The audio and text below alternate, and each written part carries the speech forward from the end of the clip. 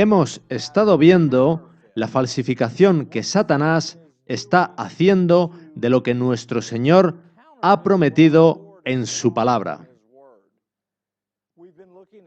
Hemos hablado de la formación espiritual y de sus raíces en el misticismo oriental, viendo cómo el enemigo está falsificando mediante la mentira y el engaño. Y por medio de estas artes orientales está infiltrando la iglesia cristiana. Esta noche quisiera comenzar con una promesa dada en Romanos 8. Id por favor conmigo a Romanos 8, 19.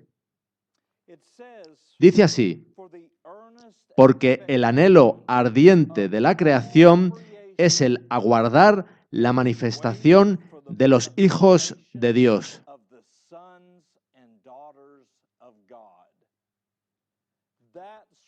Eso es lo que está esperando ver todo el universo, y es lo que Satanás quiere falsificar. La charla de esta noche se titula Misterio desvelado, la omega de una naturaleza asombrosísima, y mostraremos lo que Satanás está haciendo y cómo esto se está introduciendo en nuestra iglesia. Las Escrituras hablan prominentemente de dos misterios. Del primero de ellos se habla en 2 de Tesalonicenses 2, que dice: porque ya está en acción el misterio de la iniquidad.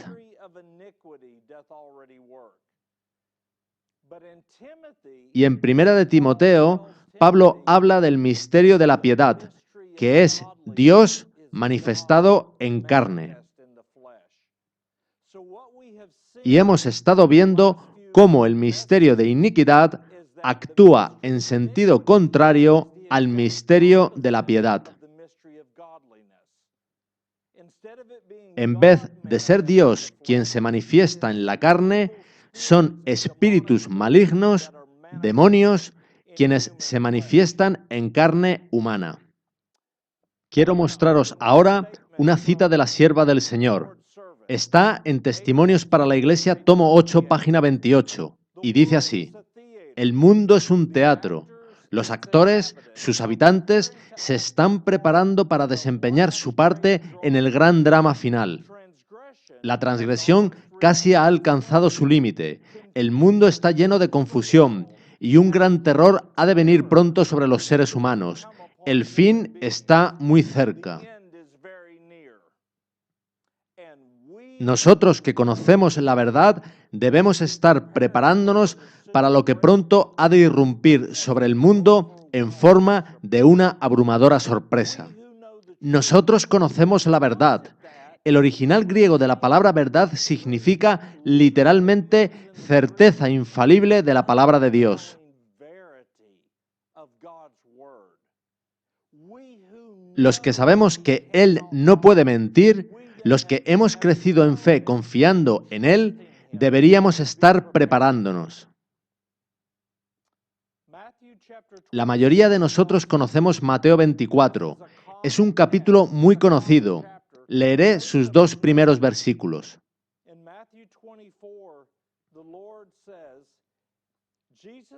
Cuando Jesús salió del templo y se iba, se acercaron sus discípulos para mostrarle los edificios del templo. El templo era una de las más espléndidas estructuras jamás construidas, y Herodes lo había renovado grandemente.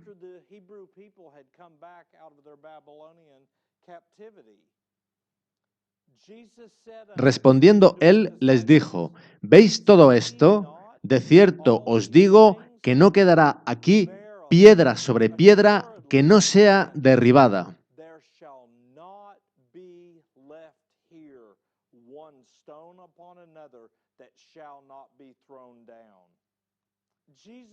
Jesús no estaba hablando únicamente de la destrucción de Jerusalén en el año 70 después de Cristo.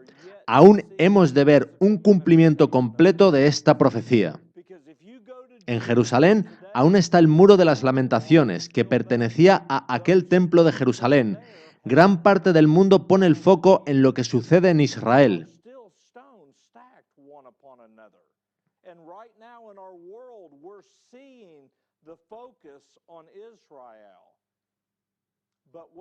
Pero más importante que el templo físico es la verdad espiritual de la que el templo es sombra o símbolo.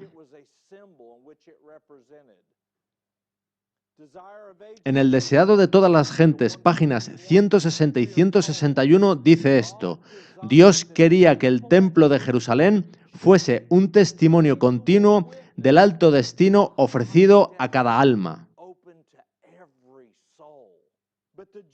Pero los judíos no habían comprendido el significado del edificio que consideraban con tanto orgullo. No se entregaban a sí mismos como santuarios del Espíritu Divino. Ese glorioso edificio, cuyas paredes de oro brillante, que representa pureza y santidad, reflejaban en los matices del arco iris las cortinas bordadas con figuras de querubines, la fragancia del incienso que siempre ardía y compenetraba todo, los sacerdotes vestidos con ropas de blancura inmaculada, y en el profundo misterio del recinto interior, sobre el propiciatorio, entre las figuras de los ángeles inclinados en adoración, la gloria del lugar santísimo, la presencia del Dios viviente. Dios deseaba que todo su pueblo leyera su propósito para el alma humana. El mismo propósito expresó el apóstol Pablo mucho después, inspirado por el Espíritu Santo. ¿Acaso no sabéis que sois templo de Dios y que el Espíritu de Dios está en vosotros?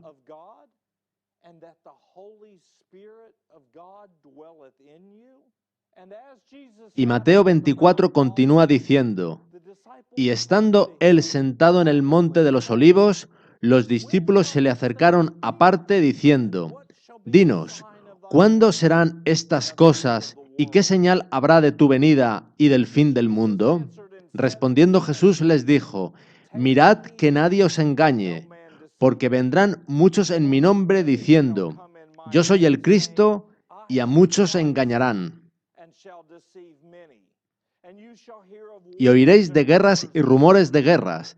Mirad que no os turbéis, porque es necesario que todo esto acontezca, pero aún no es el fin. Y muchos falsos profetas se levantarán y engañarán a muchos, y por haberse multiplicado la maldad, crecerá la iniquidad, tomando Satanás posesión del templo de Dios, al entregarse las personas al pecado y la transgresión.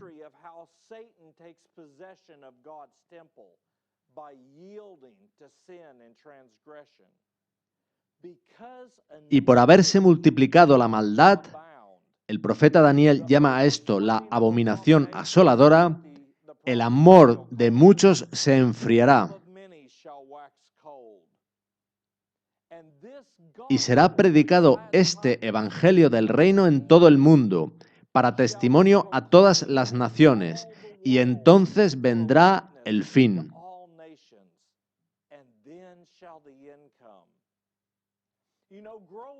Yo antes pensaba que el reino se refería a la segunda venida de Jesús, y no me daba cuenta de que hay un significado más profundo. La palabra reino en griego literalmente significa la soberanía y el reinado de Dios.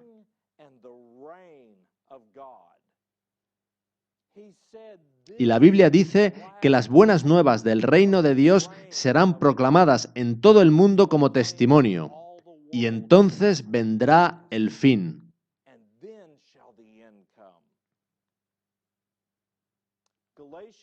Escuchad lo que nos dice el apóstol Pablo en Gálatas 3:8.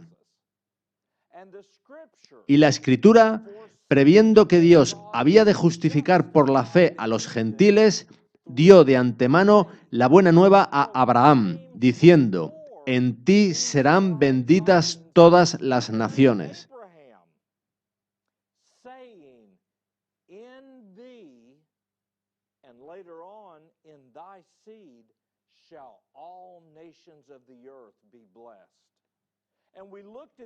Y ya lo vimos la otra noche.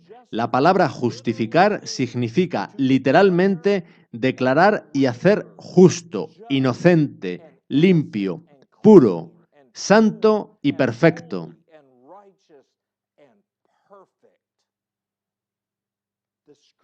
La Escritura anticipa que Dios justificaría a los gentiles por medio de la fe. Sigue diciendo Gálatas 3:14. Para que en Cristo Jesús la bendición de Abraham alcanzase a los gentiles, a fin de que por la fe recibiésemos la promesa del Espíritu.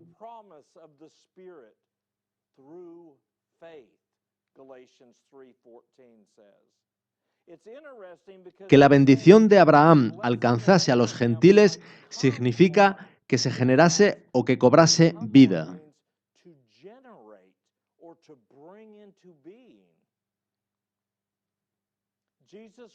Jesús dijo en Mateo 24, 15, 16 y 21, cuando veáis en el lugar santo la abominación desoladora de que habló el profeta Daniel, el que lee entienda.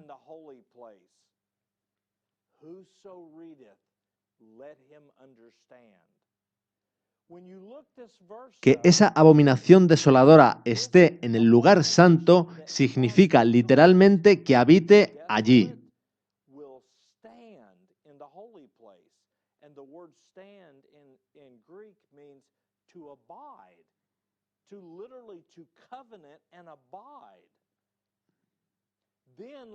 Entonces los que estén en Judea huyan a los montes, porque habrá entonces gran tribulación, cual no la ha habido desde el principio del mundo hasta ahora, ni la habrá.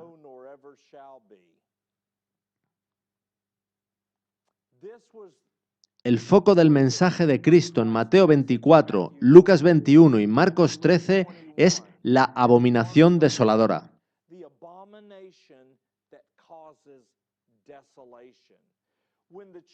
La sierva del Señor dice que cuando los hijos de Israel habían vuelto y reedificado el templo tras la cautividad babilónica, el arca del pacto había sido escondida.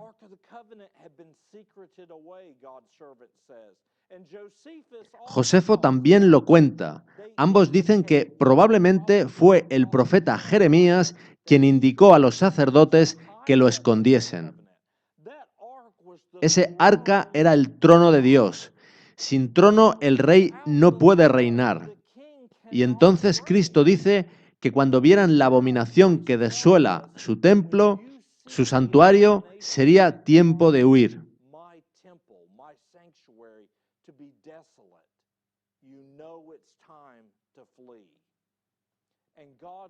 Y dice la palabra de Dios que el templo que fue desolado no fue únicamente el templo físico, sino también los corazones de los hombres. Nos dice Daniel en su capítulo 9, ahora pues, Dios nuestro, oye la oración de tu siervo y sus ruegos. Apártese ahora tu ira y tu furor de sobre tu ciudad Jerusalén, tu santo monte, y haz que tu rostro resplandezca sobre tu santuario asolado por amor del Señor.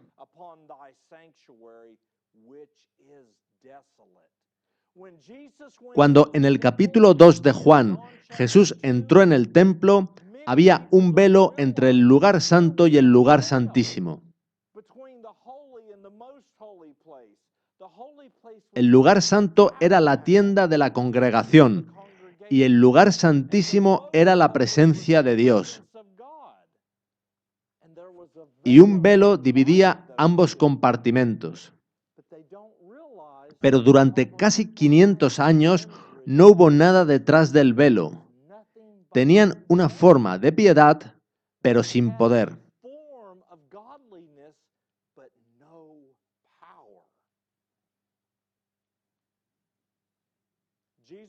Escuchad lo que Pablo es inspirado a escribir en 2 de Tesalonicenses.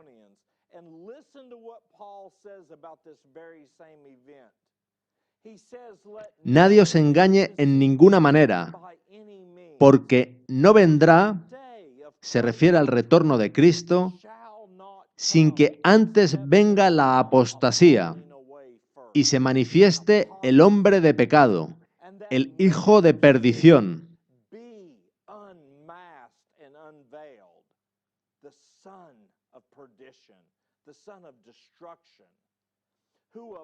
el cual se opone y se levanta contra todo lo que se llama Dios o es objeto de culto, tanto que se sienta en el templo de Dios como Dios, haciéndose pasar por Dios.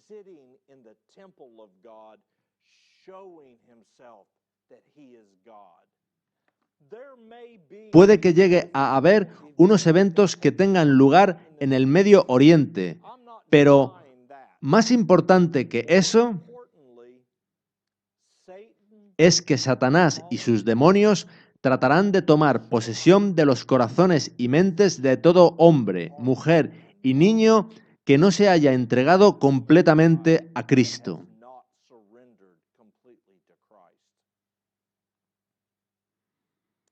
Pablo sigue diciendo: ¿no os acordáis que cuando yo estaba todavía con vosotros os decía esto?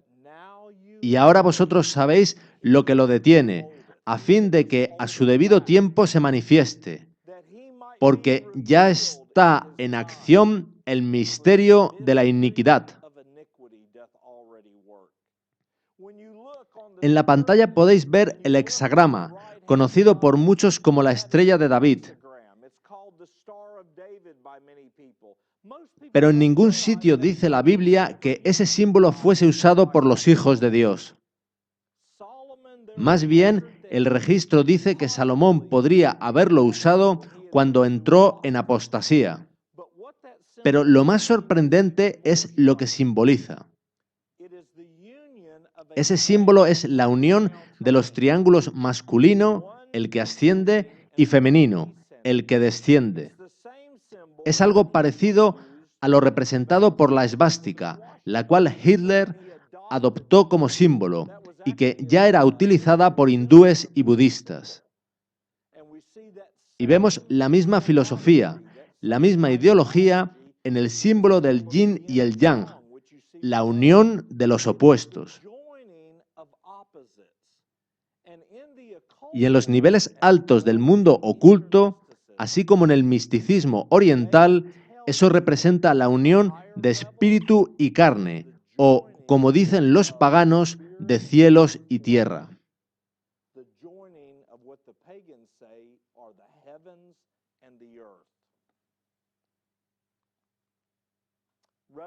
Apocalipsis 14:8 dice: otro ángel le siguió diciendo: ha caído Babilonia, la gran ciudad, porque ha hecho beber a todas las naciones del vino del furor de su fornicación. La palabra fornicación hace referencia a inmoralidad y unión ilícita con dioses paganos. Apocalipsis 18 ahonda en todo esto y dice: después de esto, después de los mensajes de los tres ángeles,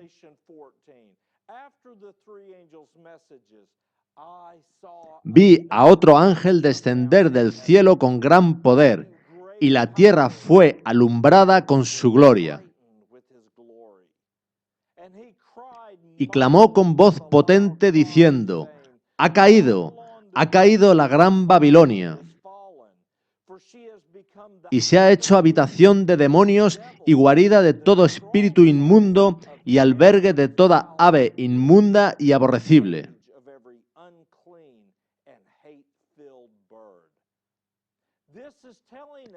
Esto nos dice que cuando retorne Cristo, todo ser humano en este planeta estará lleno o del espíritu del Dios viviente o de espíritus inmundos.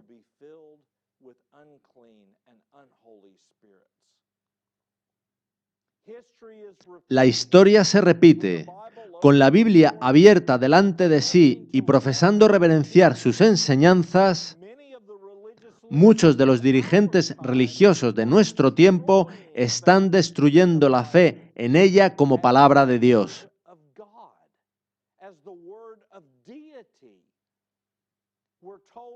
Se nos dice en el Salmo 33 que por la palabra de Jehová fueron hechos los cielos y todo el ejército de ellos por el aliento de su boca. Esa palabra tiene poder. Jesús dijo: las palabras que yo os he hablado son espíritu y son vida. Cuando se destruye la fe en la palabra de Dios, se priva a los hombres de lo único que tiene poder para salvarlos. Se ocupan en analizarla minuciosamente y dan más autoridad a sus propias opiniones que a las frases más claras de la palabra de Dios, la cual pierde en sus manos su poder regenerador. Esta es la razón por la cual la incredulidad se desborda y la iniquidad abunda.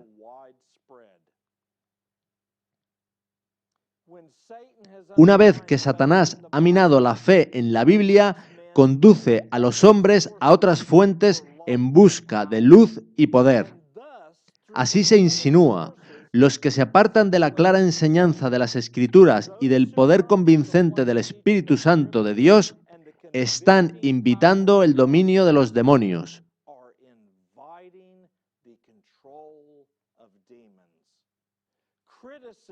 Las críticas y especulaciones acerca de las Escrituras han abierto la puerta al espiritismo y la teosofía, formas modernas del antiguo paganismo,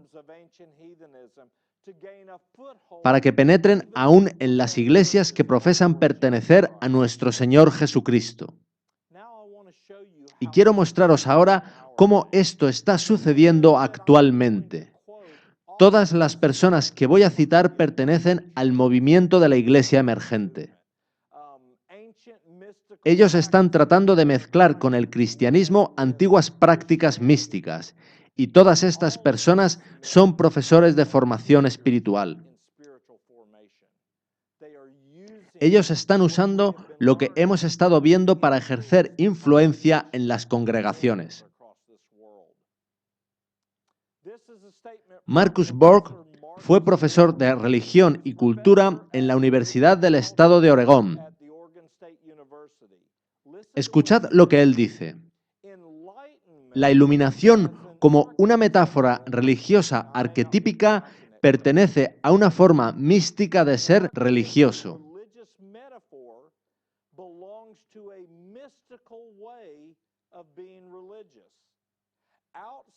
Fuera de las tradiciones judía y cristiana, la experiencia de iluminación mejor conocida es la experiencia mística budista.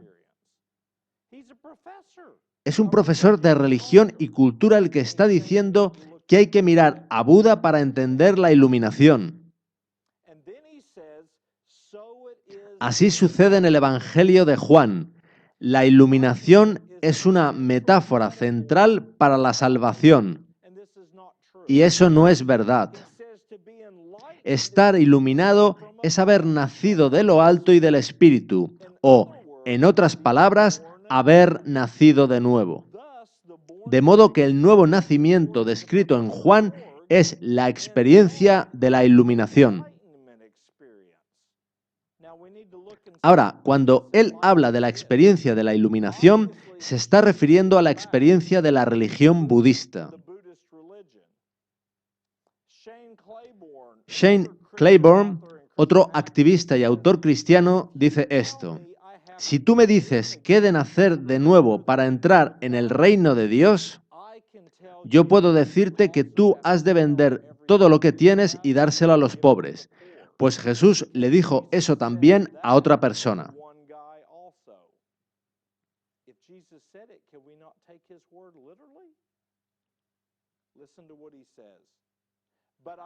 Pero creo adivinar que es por eso por lo que Dios inventó los rotuladores fluorescentes, de modo que podamos resaltar las partes que nos gustan e ignorar el resto. Eso es exactamente lo que hizo Thomas Jefferson en la Biblia de Jefferson. Él tomó de la Biblia las partes que le agradaban y quitó las que no. Quitó los milagros de Cristo y el alumbramiento de la Virgen, y también toda cita en que Cristo declarase ser el Hijo de Dios.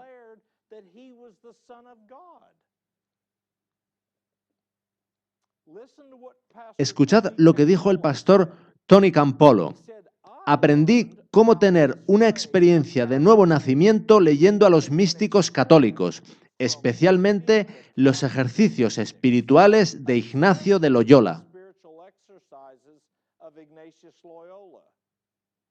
Ignacio de Loyola fue el fundador de los jesuitas. Él estaba fuertemente involucrado en el misticismo oriental. Su libro Ejercicios Espirituales lo utilizan actualmente en el mundo occidental instructores y gurúes de yoga, tai chi y qigong. Ellos han comprobado que, usando lo que enseñaba Ignacio de Loyola, se puede mejorar la práctica de sus artes orientales. Sigue diciendo, como la mayoría de los místicos católicos, él desarrolló un intenso deseo de experimentar unión con Dios. Gradualmente llegó a sentir un intenso anhelo de la clase de pureza espiritual que él creía le capacitaría para experimentar la plenitud de la presencia de Dios en su interior. Otro líder, Brian McLaren, dijo lo siguiente en su libro Una nueva clase de cristianismo. Cuando Jesús promete vida de las edades, que yo creo es una mucho mejor traducción del griego que vida eterna, no está prometiendo vida tras la muerte o vida en el cielo eterno en vez de en el infierno eterno. Nacer de Dios y nacer de nuevo o nacer de lo alto significaría en esta luz nacer a esta nueva creación. Así, Jesús estaría ofreciendo de nuevo una vida en el nuevo Génesis, una nueva creación que es de las edades. Él retuerce la palabra de Dios, la hace complicada. Jesús dijo, yo les doy vida eterna. El Padre nos dice que nos da vida eterna y que esa vida está en su Hijo. Significa, literalmente, vivir para siempre.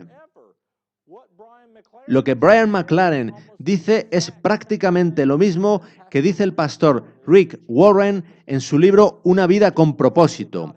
No os preocupéis por el cielo, lo que importa es el ahora.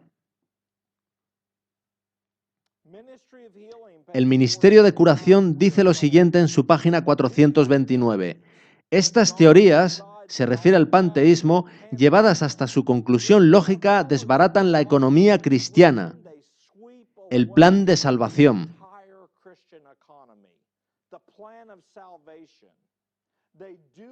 Desechan la necesidad de la expiación y hacen del hombre su propio salvador.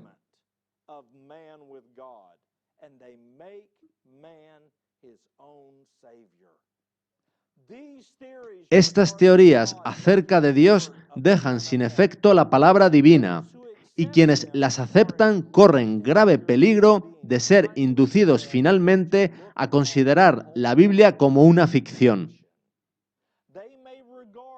Aunque consideren la virtud superior al vicio, como quiera que desalojan a Dios de su verdadero puesto de soberanía, cifran su confianza en el poder humano, que sin Dios no tiene valor alguno.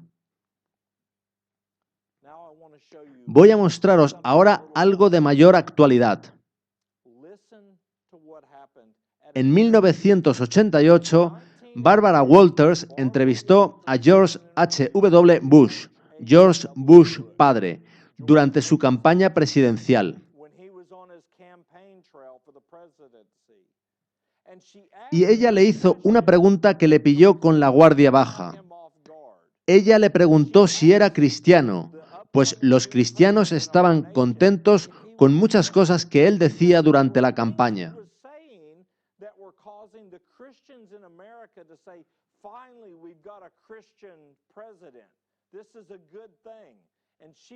Ella quería aclarar esto en la entrevista, de modo que, cuando le hizo la pregunta, sus palabras se trastabillaron. Miró un momento hacia abajo y finalmente dijo lo siguiente: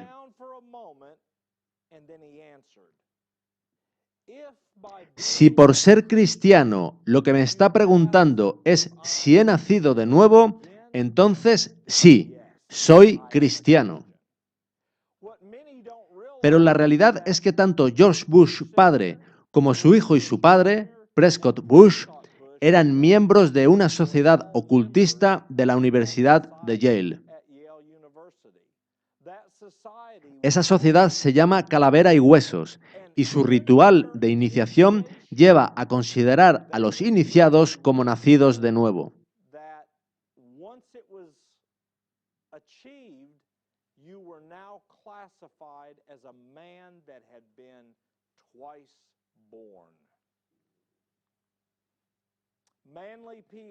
Manly P. Hall es uno de los mayores filósofos de siempre de la masonería. Escuchad esto que él escribió. Escritores antiguos describen una fabulosa ave llamada fénix. Se parece al águila en tamaño y forma, pero tienen ciertas diferencias. Se dice que el fénix vive 500 años y, al morir, su cuerpo se abre y de él emerge un nuevo fénix.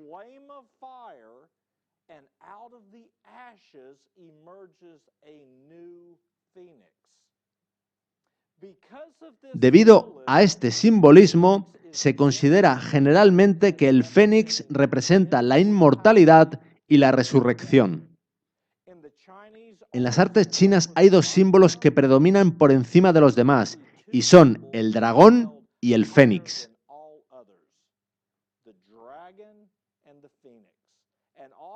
A menudo se los representa entrecruzados, y puesto que el dragón es el símbolo de la sabiduría oculta y el fénix del nuevo nacimiento, eso significa que el hombre puede nacer de nuevo por medio de la sabiduría oculta y la iniciación.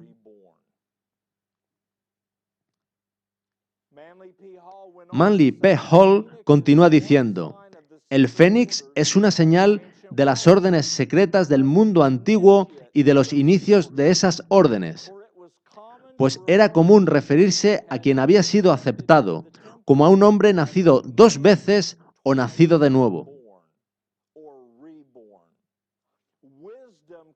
La sabiduría confiere una nueva vida y a los que se hacen sabios se les llama nacidos de nuevo. Es lo mismo que Satanás le dijo a Eva, que el árbol les haría sabios.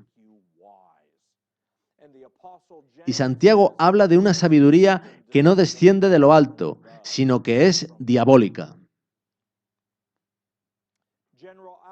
Albert Pike fue un general confederado en la Guerra Civil. Él escribió Morales y Dogma, considerada como la Biblia de los masones. Escuchad lo que ahí se dice.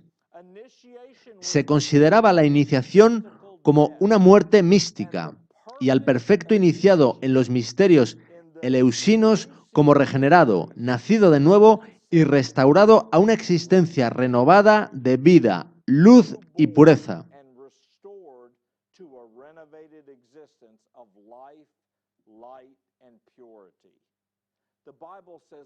La Biblia dice que, profesando ser sabios, se hicieron necios. En el antiguo sistema de iniciación, el verdadero buscador debe pasar por un segundo nacimiento, y los que alcanzaban este exaltado estado eran conocidos de ahí en adelante como nacidos de nuevo. Este nuevo nacimiento debe ser personalmente ganado por medio de una completa regeneración de carácter y conducta. Según él, el nuevo nacimiento debe ser personalmente ganado, como quien gana su salario. Pero la palabra de Dios dice que el nuevo nacimiento es un don de Dios y que tú no puedes hacer nada para obtener perfección y justicia. Esta ceremonia de nuevo nacimiento conlleva una muerte simbólica de acuerdo con Kenneth Mackenzie, otro autor masónico, quien dice que en los misterios antiguos el aspirante no podía participar en los secretos más elevados hasta no haber sido introducido en un ataúd. En esta ceremonia, él simbólicamente moría y resucitaba a la luz. En ese día, los miembros deben conocer y comenzar a aplicar su conocimiento. La llave que lleva a ese grado es el dominio de las emociones. Las artes marciales tales como Kung Fu, Qigong y Tai Chi ponen su foco en canalizar las emociones, pues Satanás sabe que las emociones son la mejor vía de acceso al trono del corazón.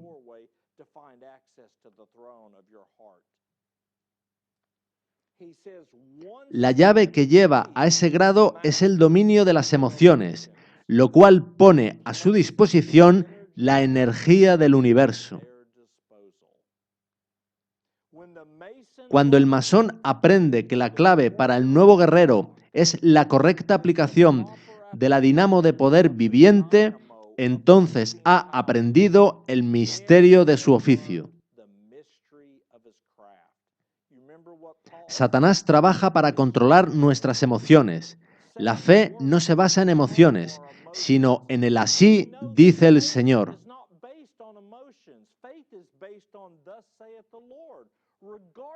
Independientemente de cómo yo me sienta, he de dar por segura la palabra de Dios, pues Dios no puede mentir.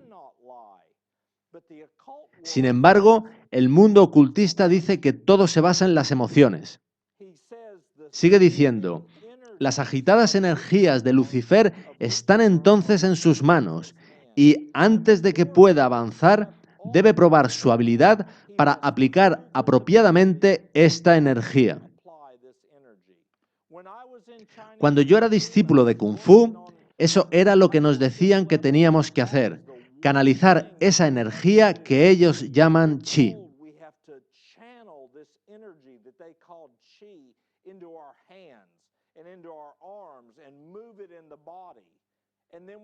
Y teníamos que demostrar que éramos capaces de hacerlo. Unos lo demostraban rompiendo ladrillos o bloques de piedra. Otros lo demostraban como hicimos un colega y yo. Uno llevaba su mano a estar quemando, mientras que el otro la llevaba a estar casi congelada.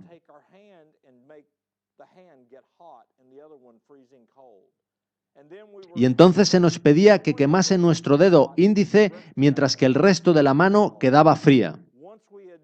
Una vez que habíamos hecho eso, comenzábamos a practicar la canalización de esa energía en la mano al golpear, pero todo esto no era sino poder que nos daban los espíritus que habían entrado en nuestras vidas. Sigue diciendo Albert Pike,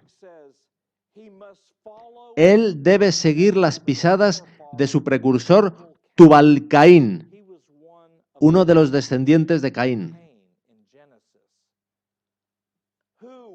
quien, con la poderosa fuerza del dios de la guerra, transformó su espada en una reja de arado. Incesante vigilancia sobre pensamientos, acciones y deseos es indispensable para aquellos que desean hacer progreso en el despliegue de su propio ser.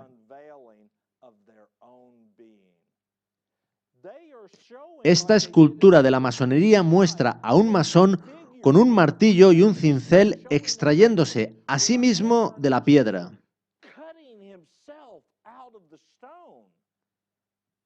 La palabra de Dios dice que Cristo es la roca que fue cortada del monte, pero no con mano,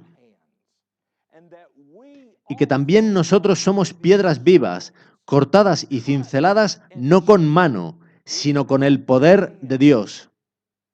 Sigue diciendo,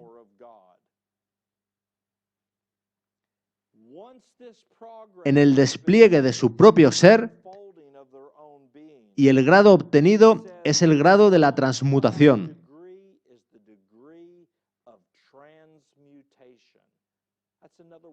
Esa es otra palabra para transformación, la transformación del carácter para el que fuimos diseñados, de la imagen de Dios a la imagen de Lucifer.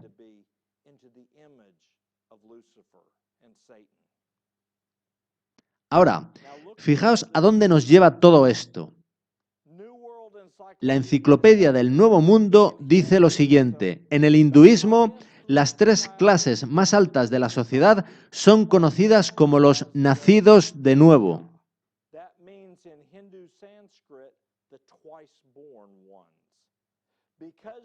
Por haberse sometido a la ceremonia sagrada por la cual los varones son iniciados a la segunda etapa de la vida de un seguidor védico.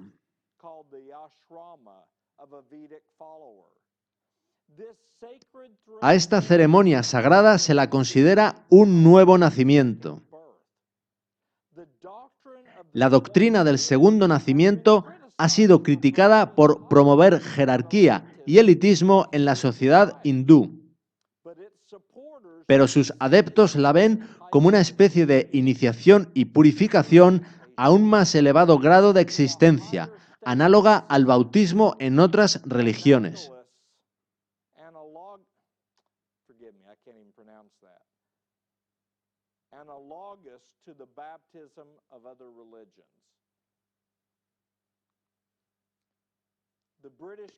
La British Key Society dice lo siguiente: el budismo Zen comenzó la idea de la comprensión de la vida, lo cual sugiere que, cuando se comprende la vida, uno siente como si hubiera nacido de nuevo. De ahí viene la palabra sensei, que es un maestro japonés.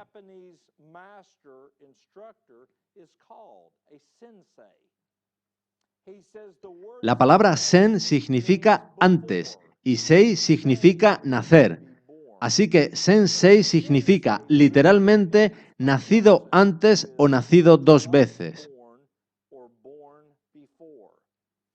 Este nacimiento es espiritual, no físico. La gente me pregunta continuamente si las artes marciales no son meramente autodefensa. Eso es lo que Satanás quiere que pienses. También si el yoga no son meramente estiramientos. Eso es lo que la serpiente quiere que pienses.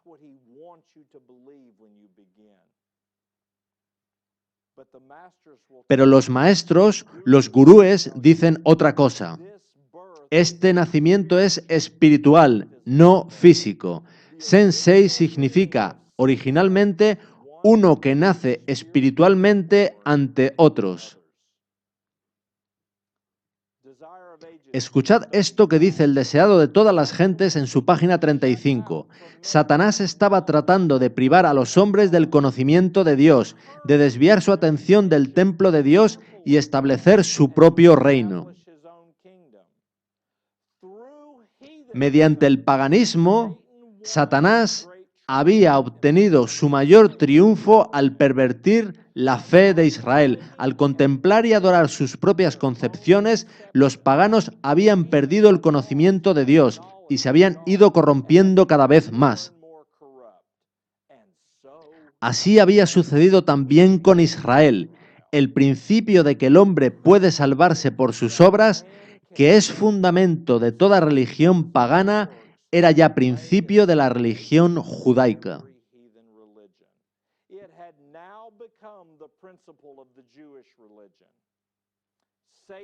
Satanás lo había implantado, y doquiera se lo adopte, los hombres no tienen defensa contra el pecado. Necesitamos preguntarnos eso como cristianos y, aún más importante, como adventistas del séptimo día. ¿Estamos siguiendo las pisadas del antiguo pueblo judío? ¿Estamos luchando para ganar la salvación y para liberarnos por medio de nuestra propia voluntad y nuestras obras? El medio por el cual se puede vencer al maligno es aquel por el cual Cristo venció, el poder de la palabra. La misma palabra que habló luz en las tinieblas, habló vida a los muertos, habló pureza a María Magdalena y habló sanación integral al leproso de Lucas 5.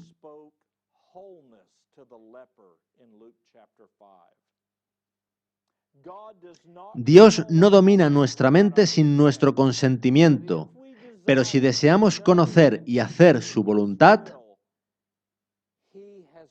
se nos dirige su promesa: conoceréis la verdad y la verdad os hará libres. El mundo es un teatro. Los actores, sus habitantes, se están preparando para desempeñar su parte en el gran drama final. Las grandes masas humanas carecen de unidad, excepto cuando los hombres se confederan con fines egoístas. Dios está observando. Un poder inferior está obrando para llevar a cabo las grandes escenas del drama, la venida de Satanás como si fuera Cristo, y su actuación con todo el engaño de la injusticia en aquellos que se están uniendo en sociedades secretas. Las fuerzas de las tinieblas se unirán con agentes humanos que se han entregado al control de Satanás. Y se revivirán las mismas escenas que se presenciaron en el juicio, rechazo y crucifixión de Cristo. Al entregarse a influencias satánicas, los hombres serán transformados como si fueran demonios. Y los que fueron creados a la imagen de Dios, los que fueron formados para honrar y glorificar a su Creador, se convertirán en habitaciones de dragones.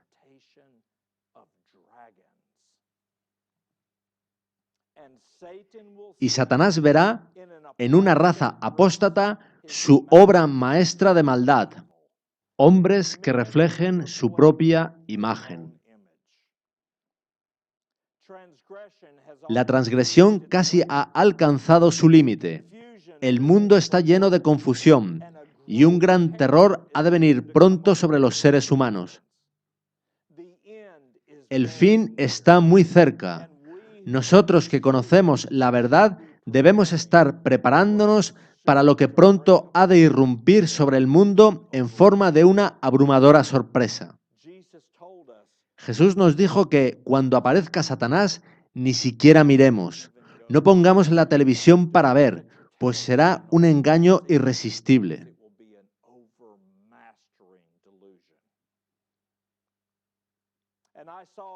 Vi volar por en medio del cielo a otro ángel, que tenía el Evangelio eterno para predicarlo a los moradores de la tierra, a toda nación, tribu, lengua y pueblo.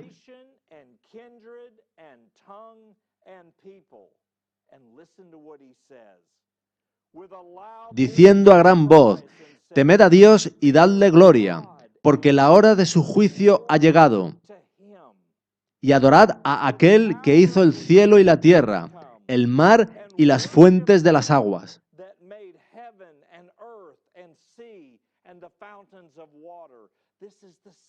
Eso es el sábado. Es la señal de que tenemos fe en que la misma palabra que trajo a la existencia los mundos y el universo es capaz de recrearnos a ti y a mí a la imagen de nuestro Salvador. Escudriñe las Escrituras como nunca antes todo el que profese creer que el Señor viene pronto.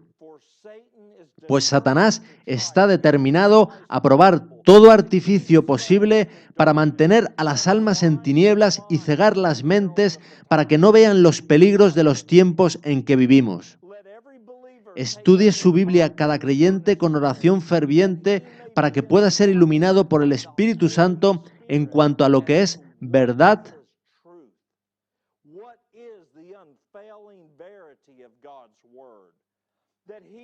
a fin de que pueda saber más de Dios y de Jesucristo a quien Él ha enviado. Escudriñad las verdades como si fueran tesoros escondidos y chasquead al enemigo. El tiempo de prueba está justamente delante de nosotros, pues el fuerte pregón del tercer ángel ya ha comenzado en la revelación de la justicia de Cristo, el Redentor que perdona los pecados.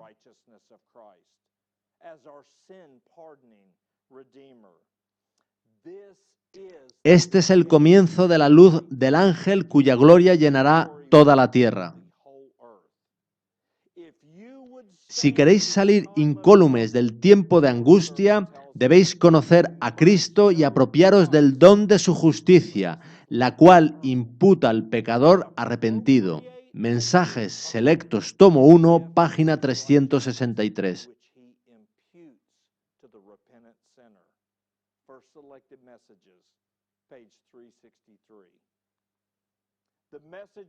El mensaje de la justicia de Cristo ha de resonar de un extremo de la tierra hasta el otro para preparar el camino del Señor.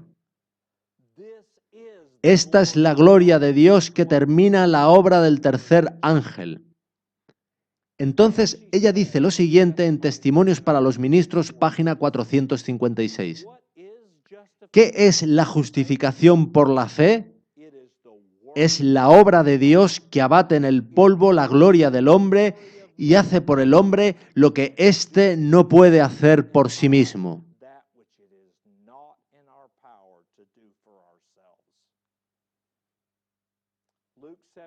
Escuchad lo que dice nuestro Salvador en Lucas 17, del 20 al 21.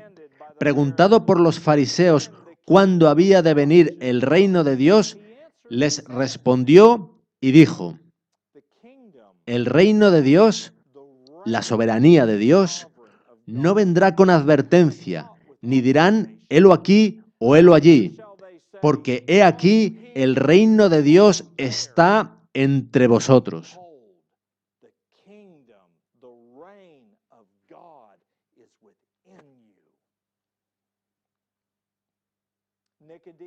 Nicodemo fue a Jesús y le preguntó exactamente lo mismo. Respondió Jesús y le dijo: de cierto te digo, que el que no naciere de nuevo no puede ver el reino de Dios. Respondió Nicodemo y le dijo: ¿cómo puede hacerse esto? Y Jesús le dijo: lo que es nacido de la carne, carne es, y lo que es nacido del Espíritu, Espíritu es. No te maravilles de que te dije, os es necesario nacer de nuevo.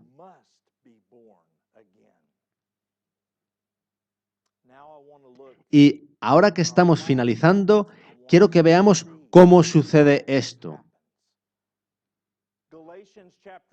En Gálatas 3, 1 y 3, Pablo nos dice lo siguiente: oh Gálatas insensatos, ¿quién os fascinó para no obedecer a la verdad? Y esa palabra obedecer significa tener confianza y creer, por lo que podríamos parafrasear como ¿quién os fascinó para no creer la palabra de Dios? A vosotros, ante cuyos ojos Jesucristo fue ya presentado claramente entre vosotros como crucificado.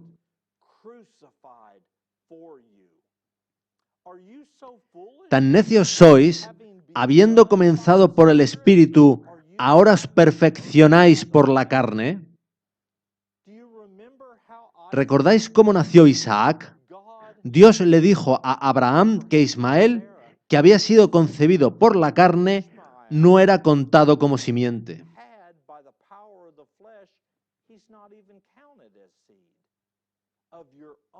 Dios prometió a Abraham y a Sara que tendrían esa simiente, ese hijo.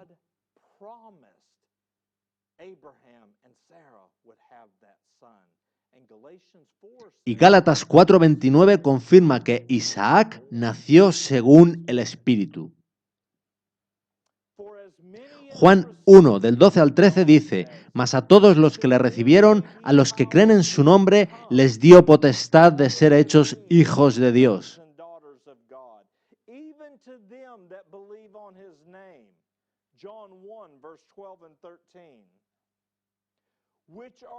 los cuales no son engendrados de sangre, ni de voluntad de carne, ni de voluntad de varón, sino de Dios. Santiago 1:18 nos dice, Él, de su voluntad, nos hizo nacer por la palabra de verdad, para que seamos primicias de sus criaturas.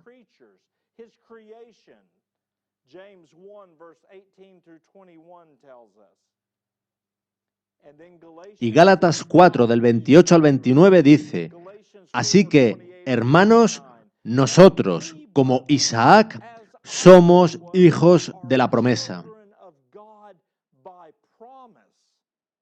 Pero como entonces el que había nacido según la carne perseguía al que había nacido según el Espíritu, así también ahora.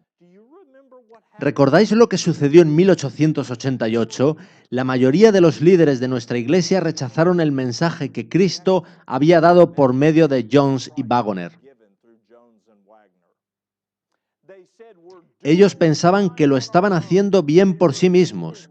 Repitieron lo que los hijos de Israel dijeron en el monte Sinaí. El Señor habló sus mandamientos, sus leyes de vida, y ellos dijeron, haremos todas las cosas que Jehová ha dicho y obedeceremos. Ellen White dice que cada mandamiento es una promesa, y Dios dice, yo Jehová lo he dicho y lo haré. Pues es Dios quien produce en nosotros así el querer como el hacer por su buena voluntad. Primera de Pedro 1, 23 y 25 dice, siendo renacidos no de simiente corruptible, sino de incorruptible, por la palabra de Dios que vive y permanece para siempre.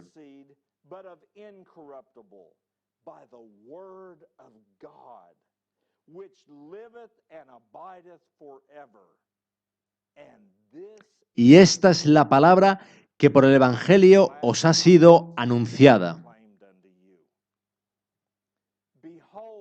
Mirad cuál amor nos ha dado el Padre, para que seamos llamados hijos de Dios.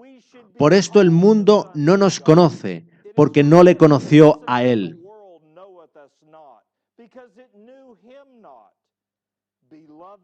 Amados, ahora, y no endurezcáis vuestros corazones en incredulidad, ahora somos hijos de Dios, y aún no se ha manifestado lo que hemos de ser.